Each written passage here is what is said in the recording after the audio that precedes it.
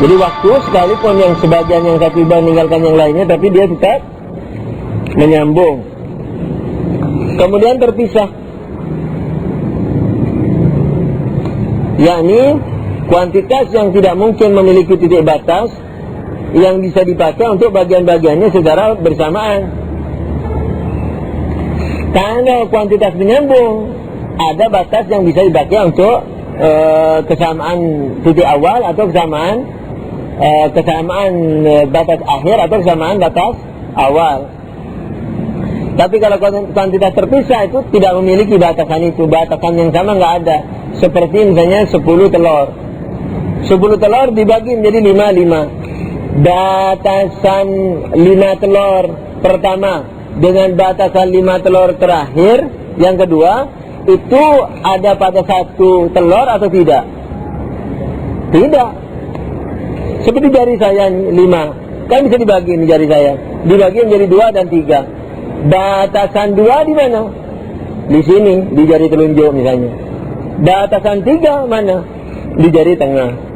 Tidak pas sama-sama di jari telunjuk. Jadi tidak jadi kuantitas terpisah yang tidak memiliki batasan yang sama atau akhir yang sama, begitu.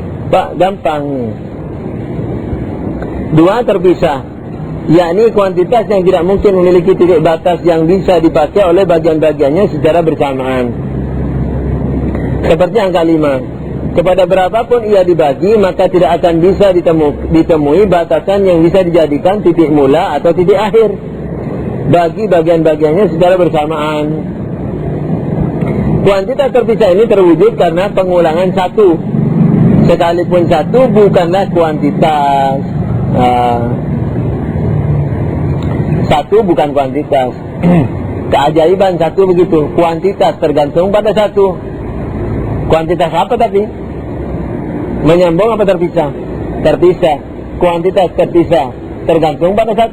Tapi 1 bukan kuantitas. Kenapa? Karena 1 tidak bisa dibagi. Sementara definisi kuantitas apa? Aksiden yang bisa dibagi. Sementara 1 tidak bisa dibagi. Perkataan dibagi setengah, 1 dibagi 2 menjadi setengah, itu di akal, bukan di eksternal. 1 dibagi setengah, apa setengah? Setengah dari apa? Setengah dari itu. Itunya sudah hilang. Setengah, kau bilang setengah itu di otak saja, di keberadaan luarnya tidak ada. Dia adalah keberadaan mandiri. Jadi kalau telur dibelah jadi 2, berarti 2 keberadaan. Bukan ini setengah dari yang tadi.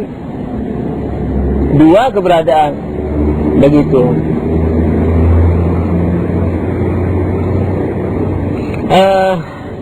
Seperti angka 5, kepada berapapun ia dibagi, maka tetap akan bisa maka tidak akan bisa ditemui batasan yang bisa dijadikan titik mula atau titik akhir bagi bagian-bagiannya secara bersamaan. Kuantitas terpisah ini terwujud karena pengulangan 1, sekalipun 1 bukanlah kuantitas, karena tidak sesuainya dengan definisi. Dan setiap kuantitas yang bertambah karena 1 dianggap sebagai golongan tersendiri karena memiliki efek yang berbeda satu sama lain. Jadi angka 5 itu golongan, angka 6 golongan, karena efeknya berbeda-beda. Begitu.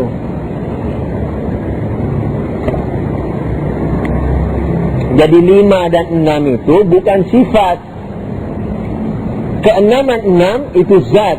Kelimaan 5 itu zat bagi 5. Keenaman 6 itu zat bagi 6. Kalau begitu, karena 6 itu memiliki zat yang tidak bisa dipisahkan, yang membedakan dari angka lainnya, maka apa? Maka ia golongan. Begitu.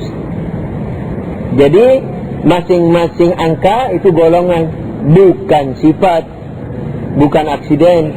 5 aksiden, 6 aksiden, 10 aksiden, bukan.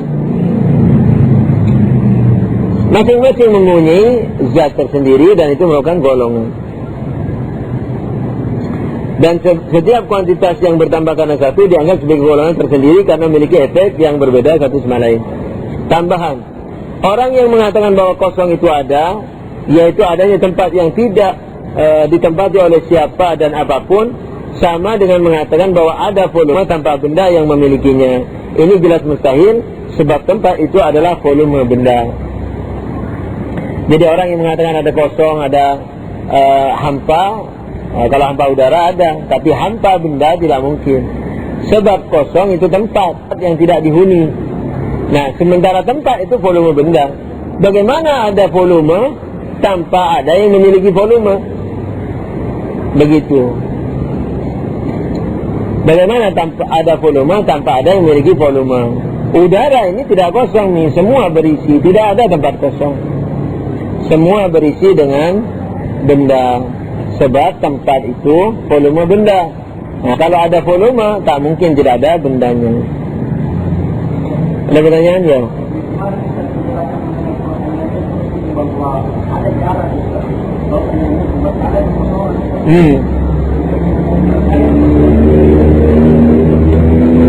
Ada pertanyaan selalu diterangkan ketika menerangkan proton dan neutron, bahwa antara proton dan neutron ada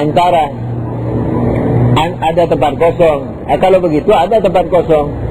Apa jawabannya? Dikatakan tempat kosong karena belum ada alat yang mampu melihat ada apa di antara dua keberadaan proton neutron itu. Sebab kaidah akalnya tidak mengizinkan ada kosong. Sebab ketika kosong itu tempat, volume.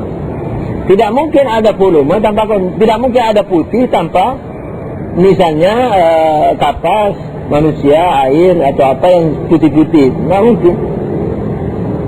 Begitu. Jadi tempat kosong itu yakni adanya volume tanpa ada yang memiliki volume. Kan tidak mungkin.